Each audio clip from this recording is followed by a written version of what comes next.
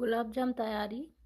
First Aashirvaad gulab jam packet తెచ్చుకొని దానిలోకి మనం కాగబెట్టుకున్న పాలుని యాడ్ చేసుకొని కలుపుకోవాలి. అలా మెత్తగా కలుపుకున్నాక ఒక 10 నిమిషాలు పక్కన పెట్టుకోవాలి. తర్వాత 1.5 కప్పు పంచదార యాడ్ చేసుకొని దాంట్లోకి 3 కప్స్ వాటర్ పోసుకోవాలి. పోసుకొని దాన్ని పొయ్యి మీద పెట్టుకొని కాగబెట్టాలి.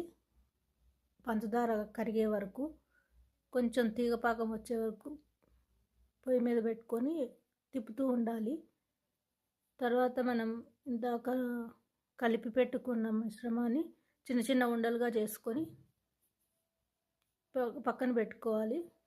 ఇప్పుడు దాంట్లోకి మనం యాలక్కాయ పొడిని యాడ్ చేసుకోవాలి 1 స్పూను. అది ఇంకొక పొయ్యి మీదకి సిమ్లో పెట్టి పక్కన పెట్టుకోవాలి. మనం ప్యాన్ పెట్టుకొని దానిలోకి నెయ్యి వేసుకోవాలి. నేను నెయ్యితోటి చేస్తాను. వేసుకొని దాంట్లో గులాబ్ జాము ఇందాక చేసి పెట్టుకున్న ఉండల్ని దాంట్లో బ్రౌన్ కలర్ వచ్చే వరకు వేయించుకోవాలి. వేయించుకున్నాక ఇందాక మనం షుగర్ లిక్విడ్ ఉంది కదండి, దాంట్లోకి వేసుకుంటే మనకు గులాబ్ జామ్ రెడీ అవుతుంది.